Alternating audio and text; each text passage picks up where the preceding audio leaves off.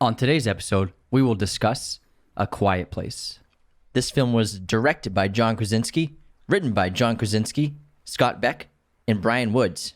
In a post-apocalyptic world, a family is forced to live in silence while hiding from monsters with ultra-sensitive hearing.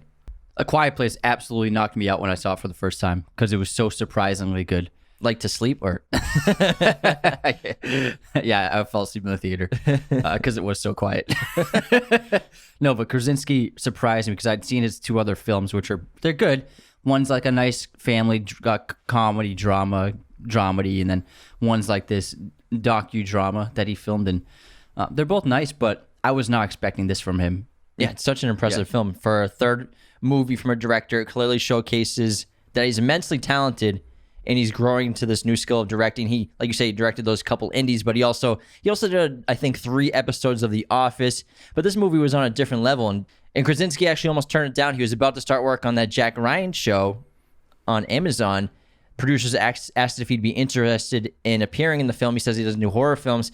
But then when he heard the synopsis or idea where a family can't make any noise and you have to figure out why, he's completely interested, jumped on board, and wanted to direct it. And you actually thank Michael Bay for this to happen because he directed that Benghazi movie, which Krasinski led.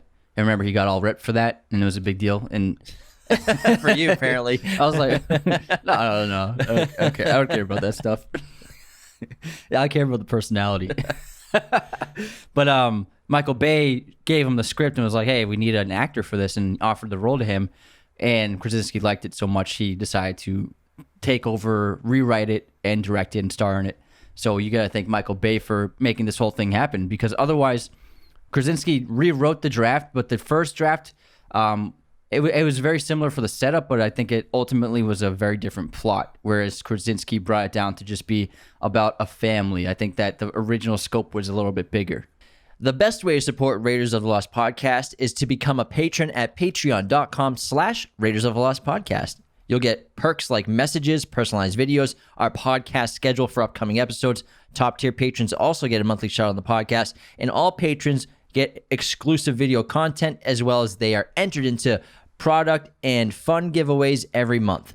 Head on over to our website, Raiders of the Lost Podcast. Check out all of our sources of content, our merch, and our custom movie posters. You can also become a patron there, which is maybe what we're going to see with the sequel, which is going to be both a continuation of the end of the first film, and also it looks like a flashback to probably the invasion of the meteor crashing and these monsters coming and tearing apart humanity. Yeah, and I'm all for that, getting the scope big and wide now, but one of my favorite things about the first film is that it is so small. It's just about this small drama between these 4 people and trying to survive under these circumstances, and that's the strength of it, because not having other characters allows you to really empathize and really relate to these people in the film. Yeah, and the attention to detail of Krasinski's directing in this film is absurdly good. I mean, just little things like the trails of sand to prevent sound of cracking leaves and twigs, obviously, but even things like in the store in the beginning of the movie, no one ransacked the chips and crunchy foods because that's enough noise to get you killed by these aliens. And, oh yeah, great point. And these little things like the newspapers and notes to fill the audience in on what's really going on. And he uses sound so incredibly well, and it's very effective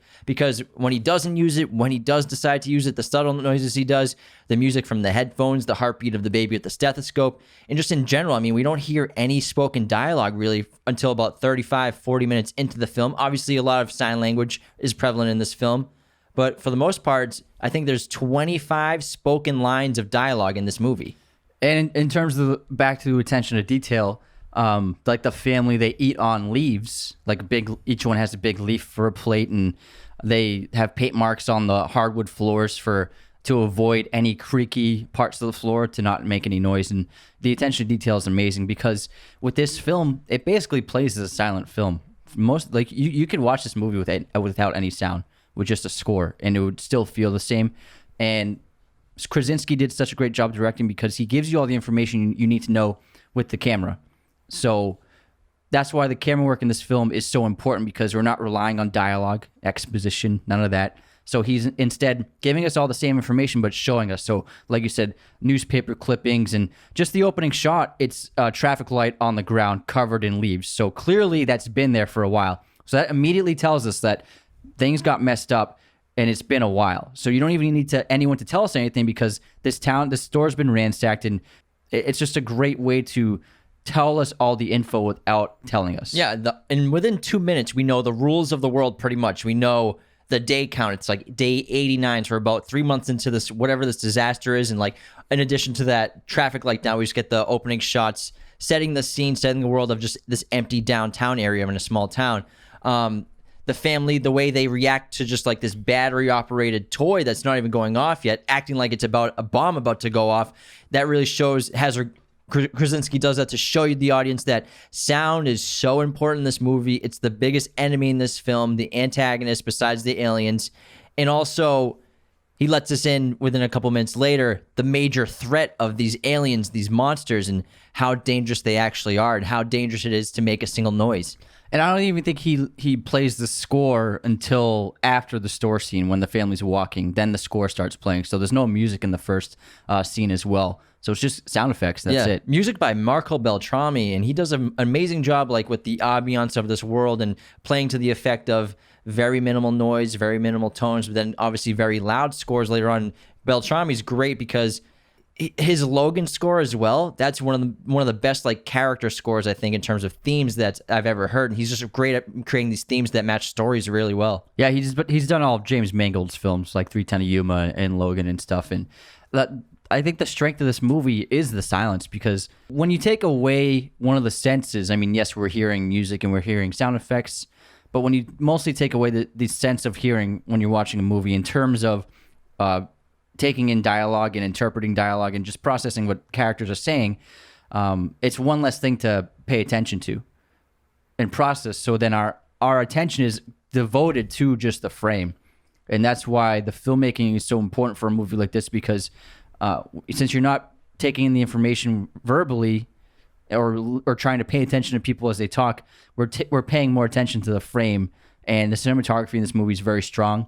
And it's beautiful. It's great. A female cinematographer, actually, I can't remember her name, but she knocked it out of the park, and they shot on film. But this is a movie where every frame matters, every single shot matters, every camera movement matters. And Charlotte Bruce Christensen did the cinematography. There we go. Yeah, and she did a fantastic job, and it's one of the strengths of the movie for sure. Yeah, cinematography is incredible, like you said, because we're not hearing dialogue. The audience needs to look at something engaging and amazing blocking as well, like besides cinematography, but also there's that scene where Lee is taking his son fishing, and then Reagan, the daughter, is upset because she doesn't get to go. And not only is it a beautiful shot, but blocking wise with the characters, they're just walking in opposite directions. They're heading towards the fishing hole, and then she's walking away angrily. So things like that you don't need dialogue to explain, because we really know what's going on. And we talk about that a lot in film when we're discussing it and analyzing movies. You don't need dialogue to tell a story. You can, if you're writing a screenplay, I would suggest cutting like 35 to 40% of your dialogue today on whatever script you're working on, because most of it is just fluff. You don't really need it unless you're Quentin Tarantino or a great screenwriter. Then sure, write all the dialogue. Sorkin, yeah, but like if you're not them, cut half your dialogue almost, because you don't need it, and you don't need it to tell a story. And fortunately, this family, they're in a pretty good situation, because their daughter Reagan is deaf, which is why they are overprotective of her, because she's deaf in a world where if you make a noise, you'll pretty much die. So she's at a great disadvantage in a way, because she can't hear herself. And that's shown when the monster's right behind her, and she doesn't even know it's there because she can't hear anything. Yeah, she's luckily gets it to go away because of the earpiece. But fortunately, but also her character is very ironic, because you think that she's such a burden to the family, but really she's a great strength to the family, because since they have a deaf child, they all know sign language, and you can assume they've been communicating like this for a while. So they've already lived in a way with silence in their lives. I'm sure when they're having dinner before the invasion that they were very quiet around her, so that she doesn't feel left out of not being able to speak and understand what they're saying. So also in a world where you can't make a noise, this family is poised to succeed and adapt very well, because they can communicate so well without making a sound. And you can imagine that tons of families and people probably died because they were frustrated with poor communication and maybe had outbursts and got upset about things, and they didn't communicate well, and that led to their death. This episode is brought to you by Manscaped. The leaders in men's below-the-waist grooming. Use our coupon code Raiders of the Lost at checkout for 20% off and free shipping at manscaped.com. Over 2 million men are using Manscaped products right now, That number keeps going up because their products are absolutely incredible. Their Lawnmower 3.0 groomer, it's got a built-in light. It's waterproof. You can use in the shower. Sensitive to the touch. It's the best clippers I've ever used in my life. Fellas, you got to get on Manscaped products. Their cologne, their body deodorizers, their wipes, their boxer briefs, t-shirts. Everything is high quality, fantastic products. I'll be using these for the rest of my life. Everyone listening, Manscaped.com products are amazing gifts for the men in your lives, especially their packages. So check those out. It has a combination of different products. Use our coupon code Raiders of the Lost at checkout for 20% off and free shipping at manscaped.com. Yeah, the skills of the nonverbal communication is why the family survived. And you can imagine the second film, if the other characters, most of them must have some of the same background of being able to sign, because it's the reason why they made it this far. And so the reason why they're so protective of Reagan, like you said, is because she wouldn't know if she made a loud sound by accident. Exactly. Like if she knocked something over or whatever. Like she can't hear the monster behind her. Yes. Like that's why they're overprotective of her. Yeah, exactly. But ironically, she's the reason why they've made it this far. And I like how Krasinski shows that there are other survivors out there. When Lee lights that fire atop the mill, and then you see a few other flames in the distance in the landscape, it shows you that other people have survived, but they can't even risk going to see one another or trying to communicate or trying to communize at all, because then it would risk making too much noise and drawing attention. And so I think he wisely shows that there are people out here as well, but they're all isolated from one another. So everyone's like restricting their access to the world. Yeah, it reminds me so much of Lord of the Rings, Return of the King, when they light the torches. It looks just like that. And this movie, what's so powerful about it, and I think that every scene when you watch this movie is powerful. Every scene's emotional.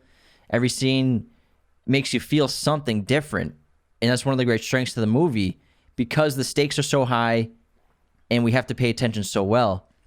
But also, not only is this a movie and a story about monsters coming to Earth, from alien monsters destroying humanity and killing everybody, and you're not be allowed to make a sound, but it's a story about family. It's a story about love. Obviously, we have the themes of fear, death. We also have themes of life.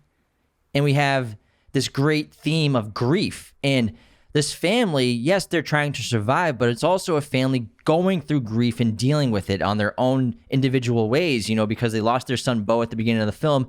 And every character in the movie pretty much blames themselves in a way. Mostly Reagan, she blames herself because she's the one who gave the rocket to Bo. Not the batteries, but she just gave him the rocket. And then Evelyn blames herself too, because she says to herself, I could have carried him. I could have been carrying him the whole time. And I think a lot of people might watch this and think, why is the 3-year-old trailing behind? Why aren't they paying better attention to him? You have to remember, this was about day 89. We're about 3 months into this catastrophe. People make mistakes. They're not fully adapted to the situation yet.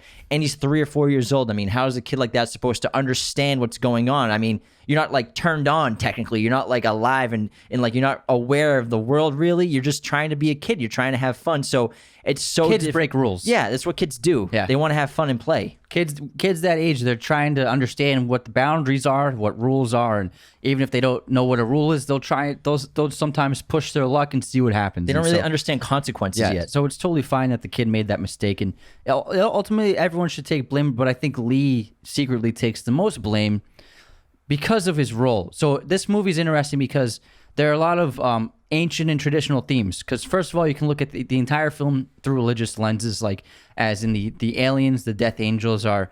You could say they're demons that were sent down to Earth to carry out the apocalypse, and everyone who survived is either good or some kind of goodness within them, and that's why they've survived. But you could look at this as a religious apocalypse in a way, and then also the family takes on traditional roles in terms of like throughout humanity. In terms of the mother is the nurturer and the caregiver of the family, and then the father is the protector. He's the hunter. And that's why Lee is so affected by the loss of his son, because he's supposed to protect them. And Evelyn even tells him later when she's incapacitated and can't help out, she says, you have to protect him. Like, that's your duty. That's your job. This is your role in the family now. In this world, it's like, you have to protect us.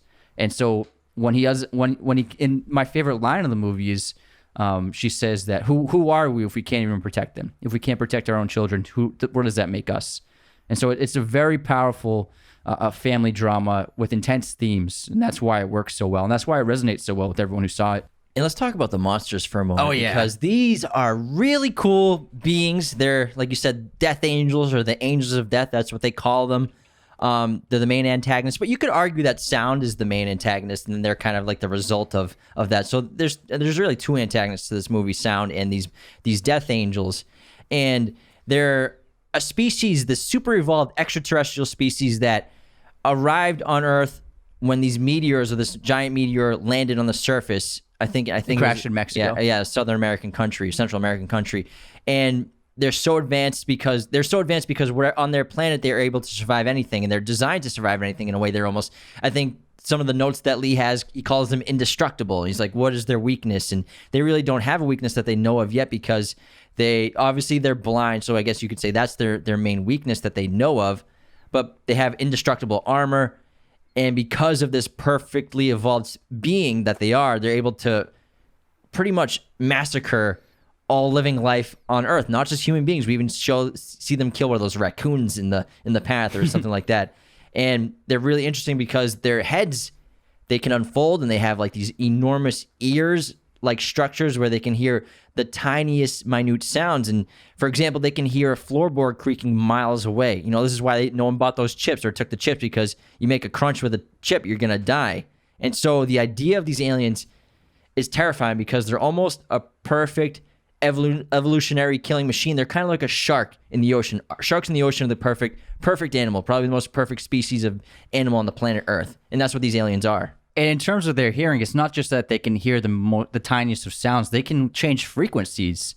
So on those moments and shots where Krasinski pushes in on their ears, what the aliens are doing is they're changing frequencies to try and hear better, hear whatever the sound is. And that's why Reagan's earpiece affects them, because when they change the frequency onto that frequency, it causes interference. And that's what causes the interference, because they're able to somehow naturally change frequencies, which is something no animal on this planet can do, I don't think of. And they also somehow interact with electricity, which I don't think is fully explained the frequencies. yet. Yeah, that's what I'm talking about. Is that what it is? Yeah. All right, so they do interact with electricity. So that's why, whenever one's showing up, the lights flicker, because they're interfering with the frequencies, trying to locate whatever sound they hear. Yeah, but the creature design is just terrifying. And Krasinski was actually the one who did the motion capturing of how they're supposed to move. And I read that during their pre-screenings, the test screenings with test audiences, the film wasn't fully done yet, and the CGI wasn't finished and rendered.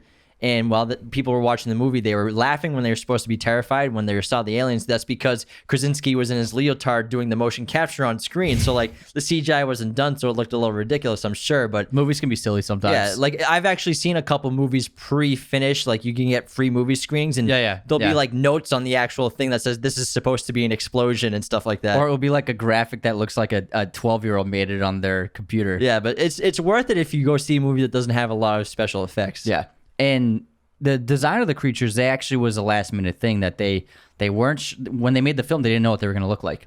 So when Krasinski was acting as the creatures, like he didn't know exactly how they'd move or what they'd be like. And it was something they couldn't figure out until very last minute. And when they did finally figure out the creature design, they were able to CGI the creatures in.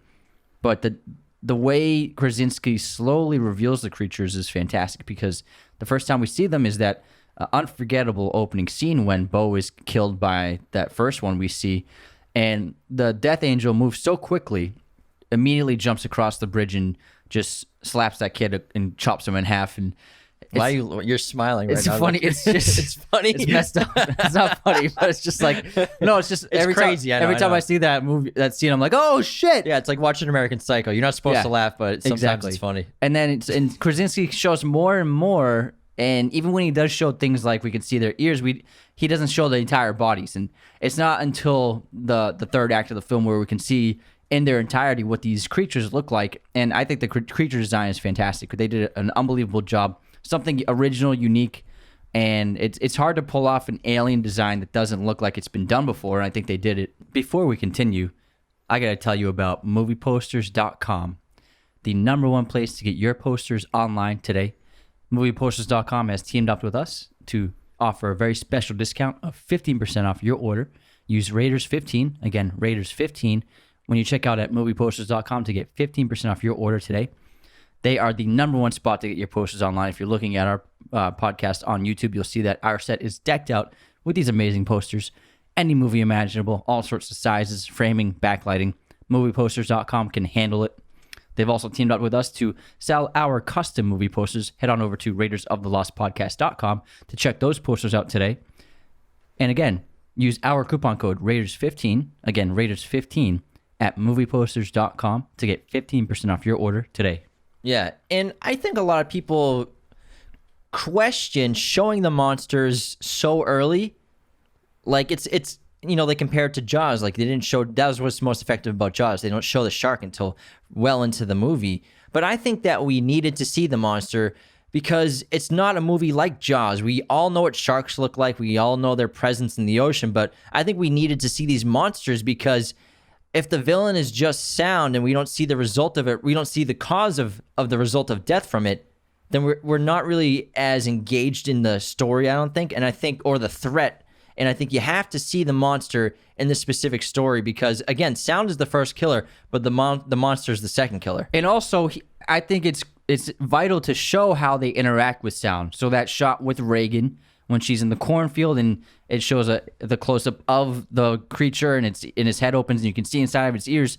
We need those shots so we can understand how these creatures interact with the outside, with the world, how they use their sense of sound to locate prey. And I think it's important to the story because otherwise it would be kind of confusing when the radio signal, like how do you show that the radio signal affects it negatively? I mean, it's hard to pull that off without showing the alien. So I agree. I think they need to be shown, but he did a smart job by just showing bits and pieces of them for the first half of the film until it's all out hell. You know what I mean?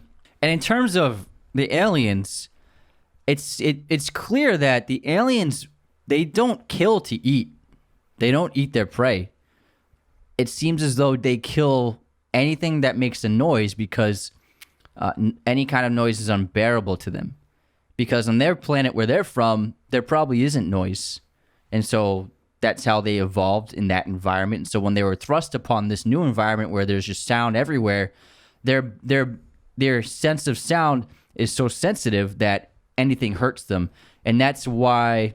You think it's sound hurts them? Or sound physically hurts them, I think. It's unbearable for them to hear it, and that's why they get so aggressive and just kill anything that makes a sound, because I think it's harmful to them. Yeah, it's an interesting theory. Because their sense of hearing is so sensitive. Yeah. I mean, just think about if you hear a really loud noise, it's harmful, right? It hurts your ears, right? Yeah.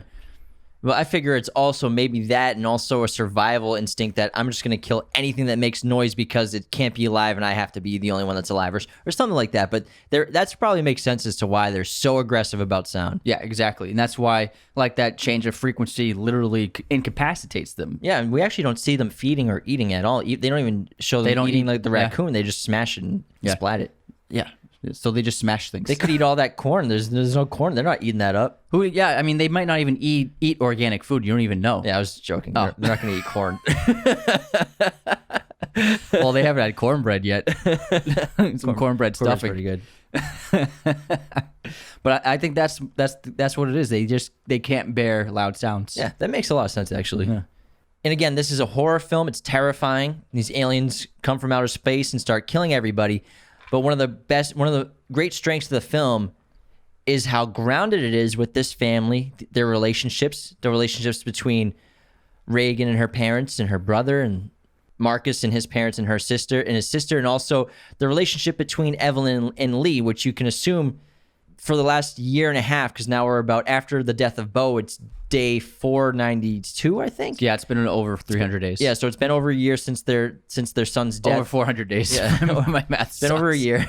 And again, they're dealing with the grief, but they're also bringing new life into the world. So with all the death around them, they're bringing new life. But with that comes the responsibility of having to try to protect their family.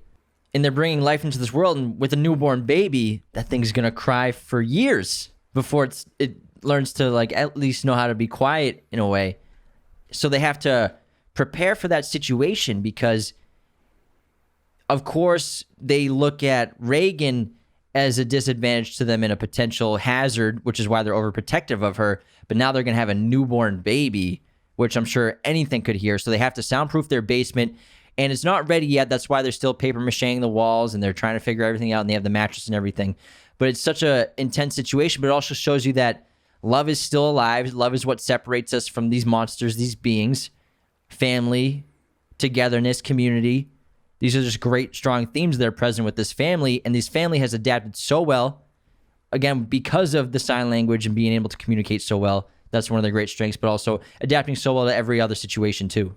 But on top of the familial drama, what makes this film really great are the conflicts, the situational conflicts that Krasinski put into the movie. And I'm talking like, so if you think about it, this movie takes place just on a bad day. You know what I mean? For everyone. It's just like eventually a day like this was going to happen. They've made it this far, and eventually something was going to go wrong, and all hell was going to break loose, and they were going to encounter aliens eventually. There's no way around it. And this happens to be that day. And she was going to give birth at some point. Yeah, she's going to give birth. And Krasinski sets up these really great situations, like Evelyn literally giving birth while avoiding the death angel, which is nuts. And then Evelyn discovers that the basement is flooding, and her child is literally floating in that basket right next to an alien, and the nail on the step in the basement. So Krasinski put all these great conflicts of situations into the plot, where it's not just one thing, it's multiple conflicts that build and build and build, and they lead to the final confrontation of Lee and the Death Angel when he rescues his children. And so it's the building of the conflicts in this movie that I think is its strength in storytelling. Yeah, and this is the rare film where the nail in the stairs actually makes sense, and they actually show how it got vertical, because when you're hammering nails and steps, and I don't know what kind of tools they're using, you don't really know what's going on, what they look like going inside the woods. So they actually show the nail coming up, rather than every horror movie they're like walking down the basement and there's just a nail sticking up. Yeah. But I love how they actually show how the nail got like that. Yeah, every time she steps on that nail. Oh man, she pulls her foot up so slow. God. Oh my god, dude. And that nail must have been like whoever hammered it, like they missed it a mark a little bit, and so the nail just like flattened on the wood. Yeah, so you just bash it. You don't always know what it looks like going in. So it's flush. So yeah, that's what I mean. It's not like it's a nail, like that would never happen. That's totally plausible for that happening. But man, she should have just taken one bag at a time. Yeah, but there are so many terrifying scenes in this movie, and I think one of the most terrifying is when you just brought up how the basement gets flooded. So after she gives birth, and she's resting with the baby, and Lee has to go find Reagan and Marcus, he doesn't notice that spout is going off, and there's water pouring into the basement. Yeah, and the pipe just got thrashed in half. And when Evelyn wakes up, the room's flooding, and the alien's there, and the baby's there. But you can argue that the water flooding up the basement right there, probably, of course, it drew the alien there, probably, or maybe the baby drew it there, maybe whimpering in its sleep or crying. I think it would have been there regardless. Yeah, but so you're right. You can argue that the water is what saved Evelyn and the baby, because without the noise from the splashing and the pipes and everything all around them, not being able to hide behind the falling water to avoid the making sound and having your sound dampened by it, the alien would have definitely found Evelyn, would have definitely found the baby immediately. Yeah, that's such a great scene. And when the alien just dives into the water silently. So terrible. Oh my God. So we haven't seen what they're like in that element. The special effects look great in this. They did a fantastic job in the visual effects, and the aliens look like it's so realistic. And one of the craziest facts about this movie is that when you look at the what do you call the cross that they made for Bo? A cross? Yeah. Okay. Yeah. Crucifix? The memorial. Yeah. The memorial on the bridge. On the cross, it says that Bo was born 2016 and he died in 2020, which means that the events of A Quiet Place, of the aliens landing and destroying the people on Earth, took place in 2020. It's pretty wild. Pretty crazy. On that note, let's head on over to our intermission of this episode, which is brought to you by our friends at Manscaped. Use our coupon code Raiders of the Lost at checkout for 20% off. Now, let's begin with our movie quote competition. I'll go first. You ready? I'll say movie quote, and Anthony will guess it, and then vice versa. I'm ready. The greatest trick the devil ever pulled was convincing the world he didn't exist. Oh, fuck. The greatest trick the devil ever pulled was convincing the world he didn't exist. Constantine? No.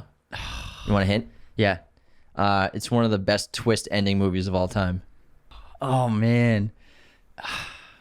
You want another hint? Yeah. Kaiser Soze. Oh, it's the usual suspects. Yeah. That's what he says at the end. Yeah. It's a great quote. Yeah. Good job. It's tough, but like it's like Yeah. I was thinking of a religious movie. Constantine's a pretty good guess. Yeah. It's definitely something religious for sure. All right, here's my quote. Never show anyone. They'll beg you and they'll flatter you for the secret, but as soon as you give it up, you'll be nothing to them. Say it again, but slower. Never show anyone. They'll beg you and they'll flatter you for the secret, but as soon as you give it up, you'll be nothing to them. Oh man, I feel like I know this, man. It's a period piece. What period? It's 20th century. Give me something else. It's hard not to give away the actual movie. Say it one more time. Probably not gonna get it though. Never show anyone. They'll beg you and they'll flatter you for the secret, but as soon as you give it up, you'll be nothing to them. I don't know. I give up. The Prestige. Oh, Borden says it about secrets the trick to the kid. Yeah. Oh man. All right. Guess this movie release year. Requiem for a Dream. What year did it come out? 2001. 2000. 1 year off. Damn it. All right. Toy Story. 1995. Yep. Yeah. Let's go. All right. Movie pop quiz. This is a pretty easy one. What Los Angeles landmark is used in both A Rebel Without a Cause and La La Land? Griffith Observatory. Bing, bing, bing. You got it. Who directed Eternal Sunshine of the Spotless Mind? Oh, fuck. That's tough. That's easy. He made the Green Hornet. Oh, sorry. Stop chewing ice on the podcast. It's hot in here. We want some chips and guac too. This is It's a quiet place. Oh shit, we're dead. Is this a mukbang video now?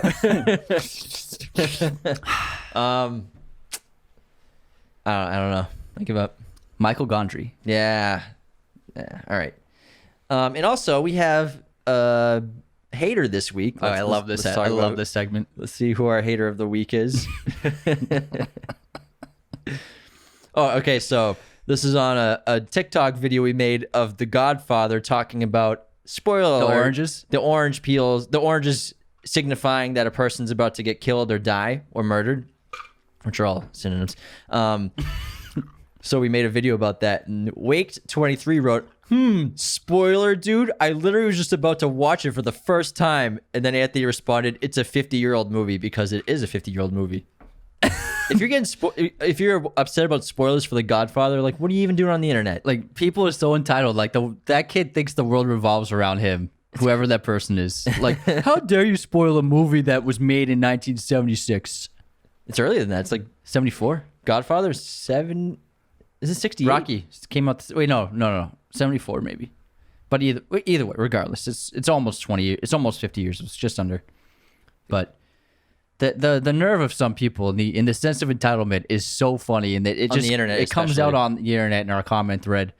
No one has a filter. Yeah, no filters at all. It's like, yo, the world does not revolve around your viewing schedule of movies. I don't give a fuck if you haven't seen it. You weren't gonna see it anyways. Yeah, this kid wasn't gonna watch it. He was just looking for a reason to be a victim. If you're 30 and you haven't seen The Godfather and you're complaining about it, and you follow our movie account, you should just like, you're not gonna watch that movie. Yeah, it was never gonna happen. 1972, Godfather. 72. All right, and that wraps up our intermission. You guys want to get back to A Quiet Place? Yeah. Let's go. And the turning point of the film, obviously, is when Reagan starts to discover and understand that her cochlear implant, this actually isn't a hearing aid because she has sensorineural hearing loss, which means her inner ear has sustained some sort of damage. So it's not a typical hearing aid that you would see. For her, I believe it happened when she was a baby. She was the actress, Millicent Simmons. Yeah, she had an accidental medical overdose when she was a baby. And so this cochlear implant, what it does is it translates vibrations in the air into nerve impulses that the brain perceives as sound. So that's why it has that effect on these aliens, and she starts to understand that. And this is what turns Reagan into what they think is a detriment to the family, in a way that because she can't hear in a world where you can't make a sound, they have to worry pretty much about everything that she does. That's why she's not allowed in the basement, because there's too many electronics and components down there. She can make a noise. They don't want that to happen because she, like you said, it's not because she's deaf, it's because she can't hear the noises that she's making with the aliens. And little do they know that, again, because they can communicate so well because they have a deaf child, so they know how to sign. But also Lee has been working on this implant and trying to perfect it and trying to get it to work. And his inability, ironically, to not make it work effectively is what creates it into the best weapon in the film against them. And Reagan goes from being someone that they have to constantly watch and overprotect to being a weapon against these aliens. I love the ending scene of this movie when they do figure that out, and she just looks at her mother, and there's like that mutual recognition, and then they see the aliens on the screens approaching the house, and it's just like, oh man, Cocks the shotgun. And then she's like, cut to black. Like I want to see that scene. That's what's so great about the ending is like you want to see that, but he cuts it early and makes you like crave. You really want more from this world, and that's why people are so excited for the sequel because I can't wait to see like how the story unfolds even further now that they can fight back. A really moving scene, I think, for this movie is also when Lee takes Marcus to the fishing creek to get the day's catch, and this causes turmoil between Reagan and Lee, of course, because she wants to go. Just like the basement, she can't go in the basement. He doesn't want to take her on the fishing route for probably because the same reason she can't perceive her sounds, so she could be a danger to herself since she can't hear it, the noises, and it's a new route probably that only he knows. And also, I think it's a really great bonding moment between Lee and Marcus because Marcus, he's a brave little kid, but I mean, he's still like probably 9-10 years old in this terrifying world, and his family's doing the best they can to develop him intellectually and emotionally. And I think that Lee wanted to take him there to show him that you don't have to be afraid of everything, and there are safe places to go. There are safe places, things you can do in those right areas, and to take him to the waterfall and give him that feeling of screaming into the water. It looks like that kid's been just trying to scream for over a year and a half just to let it out, to be able to hear his own voice and to let that voice out. That's a great shot and moment where he screams and we're way in the distance with a long lens and you don't hear a sound from him. All you hear is the waterfall, and it's a great way of showing like how the waterfall can protect the family with sound. And I mean, if I was the family, I would have just moved next to the river. Yeah, but you got to have your crops. Yeah, I guess. Maybe sleep over there. Yeah, sleep at least spend a little more time there. Yeah, a little but bit. I think I thought about that too. Why not just like live in that cave? But again, I think they had a great situation with the crops, and also the risk of like building a new place would obviously cause a lot of noise. So I guess that's clearly not an option if you think about it that way. Yeah, and just constantly traveling back and forth. But I think they had a good situation with their sand, and they have the light system, and the red lights are really smart too. And that's one of the most intense scenes is when Evelyn's giving birth, her water breaks, and she has to flip on those red lights after she escapes the Death Angel. And then fortunately Marcus has all those fireworks that he can set off. And I think that the reason they actually have fireworks is because if you go back with the timeline of it being day 492, and the attack was in October, it matches up to it was in July when it started, so they had fireworks. The end of June. So they were preparing for 4th of July. Yeah, so they're getting ready for 4th of July, so that's why they have fireworks. And they were saving them. Obviously, they didn't want to use them yet. Some dope fireworks. Yeah. Those are legit. But that scene's so intense when Evelyn's getting up the stairs and she's in the tub, and Emily Blunt's acting in this movie is incredible. She's the best actress, obviously, in this entire film, and she carries the movie emotionally, I think. And the acting of her trying not to express sound while being in severe pain of dilation of the baby coming is insane, especially for her. She's had 2 children, so she knows what the feeling's like, and she's able to express it so well, but then to do it without making a noise. And then it's to the point where she's in the tub and she has to let it out. She has to scream with the perfect timing of the fireworks at the same time. She's an unbelievable actor, and she, like you said, she's the emotional heart of this movie, and she's so talented to be able to show like so much, because she goes through a lot of pain in this movie, so much pain, and she has to repress all of this pain as much as she can to reduce her making any kind of noise. Yeah, not just physical, emotional pain too. Yeah, so much. Like she goes through the pain of not having your children, of stepping on that nail, of giving birth, of the fear of death, and grieving for Bo in his bedroom by herself. Yeah, exactly. And That's actually a great scene because like that's what I mean. People we all do that when we're thinking about something sad. Where you're just on your own and you just think about that and you let yourself cry sometimes. You know what I mean? Yeah, That's what I think she's doing there. That's what I love about this movie is we have these scenes of everyone grieving in their own ways. Emily or Evelyn in the bedroom, in Beau's bedroom where it hasn't been touched in a year probably. Then also Lee on top of the tower and he's looking at the photos and he does he light the photos of I think Beau he burned all I of think he them. burned it to Yeah. just try to let go of the memory of Beau. Yeah. And it's really emotional and really sad because again this family is going through so much grief as well as trying to stay alive.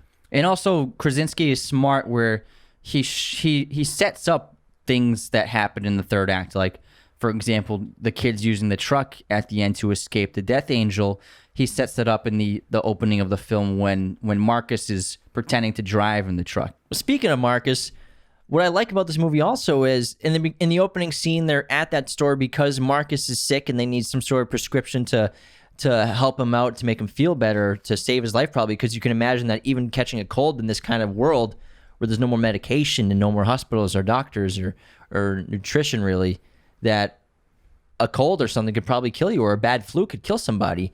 And what I love about this is usually we have that trope of a kid who needs an inhaler all the time in a horror movie or fucking or a inhalers. kid who needs a shot every once in a while, which obviously it's terrible to anyone who's afflicted with those kinds of illnesses had an and inhaler. diseases. You had an inhaler when you were a kid. But like I'm not offended, it's okay. Every horror movie there's like a kid who needs an inhaler. It's like, oh my God, here we It's go. just a cheap way of making conflict. Yeah, exactly. But I like how Krasinski, the opening scenes like that, but then they never. It just seemed like he had a flu probably, or It was needed just a reason to go to the store. Yeah, or he needed amoxicillin or something It's like not that. a crux because so many movies they'll use that like during the climax, like, oh, the kid's gonna die if I don't get him his inhaler, and it's just like gets a little too redundant. It works in plenty of movies really well. Like Panic Room is great. It worked in The Village. Yeah, but I think it's such a trope in horror film. Yeah. And the ending of the film is so emotional because Reagan and Lee, they have this back and forth where Reagan shuts herself emotionally off from Lee pretty much and from the rest of her family in a way because she still has so much guilt and blames herself for Beau's death. And she doesn't think that Lee loves her anymore because she thinks that Lee blames her and it's because of her that Beau died.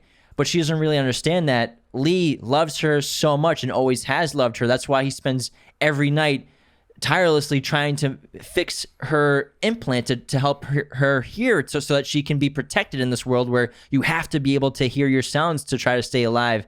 And he works tirelessly on that. And it's not until after he's gone and sacrifices himself for her and it's so emotional when he signs that I've always loved you to her. I'm like getting emotional thinking about it.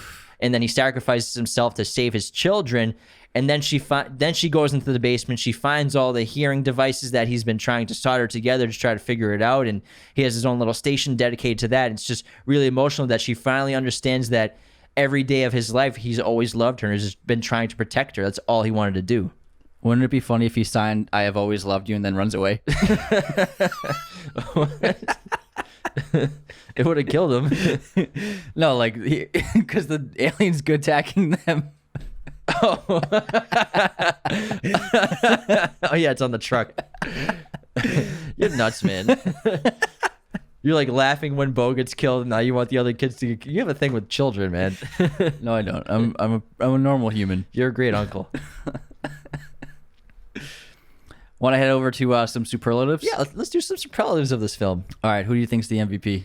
The MVP, I think it's got to be Lee because he's such an integral figure to the adaptation of this family for survival. In terms of, he does a lot of work with the security of their home and their protection, and sacrifices himself to save the three of them. So I think him giving up his life for his family is the most MVP move you can make. That's pretty MVP level right there. I would go not just Lee, but John Krasinski is the MVP because he wrote, directed, produced, and starred in this, and he knocked it out of the park. It's a fantastic film, and he wrote a great story, and I just think it's an unbelievable movie, and I can't wait for the second one. So MVP because of the many hats he wore. Best scene. I would say that the final scene is the best scene when they finally kill that first Death Angel, and then Reagan puts her the earpiece onto the speaker, and then the camera pans over to Emily Blunt and she just conks the shotgun. Cut to black. Yeah. Great. It's a great scene. It's a great ending. I love the opening scene on the train tracks when we finally get to see the monster when it takes Bo. But I also love the water in the basement scene, the flooding basement. That's a great scene. I think that's so terrifying, and I scream every time I see the alien. That's just my God. You don't notice it at first, and then you look, it's like, oh, it's at the stairs right there. Yeah, oh my God. Because it's like Alien the movie. Yeah. You know what I mean? It's like you didn't notice it when Ripley's on the ship at the end, and then the alien just like it just like moves inside of the wall, and you're like, oh my God, like the alien's right blends in. there. Yeah. Oh man. Best actor? Emily Blunt, hands down. Agreed. Emily Blunt, without a doubt. Insanely talented. John Krasinski's a great talent, but Emily Blunt is just Different level. Yeah, generational talent. Non-verbal acting is insane. Yeah. Best line. I have always loved you. Crying. Mine is who are we if we can't protect them? Best shot. My favorite shot is the reveal of Emily Blunt's character Evelyn. It's in that store in the opening, and what Krasinski did was the shot is framed right behind the pill containers, that little shelf, and the camera, it starts with those in the foreground, and then the camera is focused on Emily Blunt's feet walking across the store, and then as she approaches, the camera pulls back up, and then it focuses on her face as she starts looking through the pills. And I think it's a brilliant shot because Krasinski's showing us that she's walking around barefoot, so he's showing the rules of the world, and he waits until Emily Blunt is right up to the camera's lens until we finally see her face. I think it's an excellent reveal of explaining what's going on while revealing a character. Yeah. Speaking of barefoot, I think some people might have issues like, why aren't they wearing socks? Why aren't they maybe towels on their feet or something? But if you think about it, non-socks and just barefoot is the quietest you could probably walk in all circumstances. Maybe socks are quieter on specific surfaces, but they're also slippery on hardwood floors or tiles. So I think it makes sense that they're wearing nothing on their feet, like hobbits. And also socks wear out, especially if you're walking on the earth, like in concrete and in the dirt. Like they would just, in a few days, your socks, you'd have to throw them out. They'd be full of holes. And on top of that, the more you walk on your bare feet, the stronger they get. So you would actually have a pretty strong foundation on the bottom, your soles of your feet, whereas if you were just always wearing socks, you wouldn't develop that strength. So no socks. And my favorite shot, I think it's going to be when Lee lights that fire on top of the tower of Bo's photos and possessions, and we see and Krasinski and the cinematographer, they just pan throughout the entire area of in the emptiness of the trees, and just lights and fires and other fires just erupt throughout the area and show that other families, other survivors, they probably do this ritual every single night. And it really shows you that they're not completely alone. There are people out there. What do you think is the most underrated aspect of this movie? Cinematography. It's exceptional. Yeah, it's great cinematography. And I mean, sound editing is fantastic as well. I'd say sound design. Sound design. They got an Oscar nom for it. Yeah, sound design is fantastic in this movie. Most likely to get their own movie. The Reagan. Monsters. I'd say Reagan. I think she would grow up to be a badass. Yeah. Yeah. And then faults.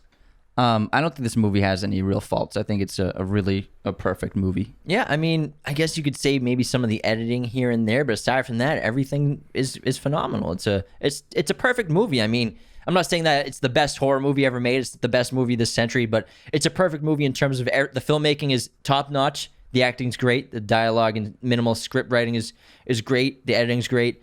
Also, it's 90 minutes. Perfect time for a first horror movie. 90 minutes. Yeah, it's quick. It flies over. by. Yeah.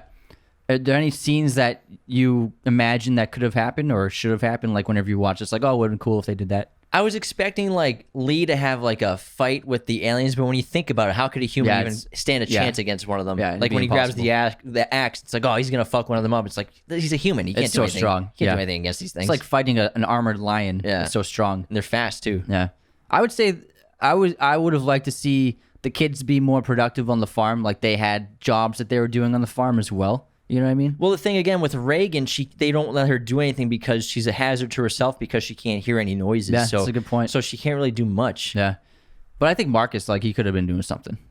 Well, rather than just playing in the car. He's also getting education from his mother and stuff like that. Yeah, you're right. Give him a break. He's 9 and the world's ending. Want to move on to some trivia? Let's do some trivia. Yeah. In order to connect with the characters, John Krasinski actually edited A Quiet Place without any sound. And according to him, the movie could work without any sound whatsoever, and he even thought about releasing it that way. And also, it was initially intended to leave the American Sign Language unsubtitled, believing that the audience would understand the subtext of what was going on. But even the first trailer has none of the sign language subtitled at all. But one of the scenes, the specific scene where Reagan and Lee are in an argument regarding her implants, her hearing implants, it was decided that filmmakers, that sequence had to be subtitled. Since they did that, they just did the rest of the ASL through the movie. Yeah, that scene would have been hard to follow because it's like 2 minutes of them signing, and so it would have been like, what exactly are they talking? What exactly are they saying? But the rest of it, you could probably understand get away everything with. that's going on because it's very simple dialogue. That's the thing. This movie's mostly a silent film. That's why he was able to edit it without any sound, because he shot it so well where you can understand everything just from visually what you're looking at. The family name Abbott is a Catholic word, and in Catholicism, abbot means the leader of a monastery, and the leaders of monasteries, like the abbots, they lead self-sufficient communities which support themselves through means of farming, like the family in this film. And some monasteries are even silent, so members will not wear shoes, and they will communicate very, very infrequently with spoken language, and will often and they'll always pray together in silence, like the family does at the dinner table. This is how good of an actress Emily Blunt is. So the bathtub scene when she screams and giving birth, that was done by Emily Blunt in one take. And according to Krasinski, as soon as he said cut, Blunt immediately fell out of character and asked their crew, "What's everyone having for lunch?" Yeah, she ain't a method actor. Actress Millicent Simmons has been deaf since infancy due to a medication overdose. This was the second film she starred in. The first one was Wonderstruck, which came out in 2017. Although this film had a huge box office of $340 million on a budget of 17, making it a huge success, the movie theater businesses were less enthusiastic about it because since the film is so quiet, and for the most part, this is the quietest movie I've ever been to see in theaters. I mean, you can actually hear everything around you in the theater versus the film, which is an interesting experience. A lot of audiences chose not to get things like popcorn or soda or candy to eat so during they lost money. So they lost a lot of money on concessions, which is where they make a ton of cheddar. And so that's why the movie theaters weren't super happy about this film because, they lost out on some profit for sure, even though they made plenty. Yeah, they were doing fine before everything happened. I mean, their shit's overpriced anyways. Like $5 bottle of water. Come on. Just give me a cup of it for free. I just don't get anything. I walk into the theater, I get my ticket, and I go right to the screen. You are the coolest person alive. Thanks.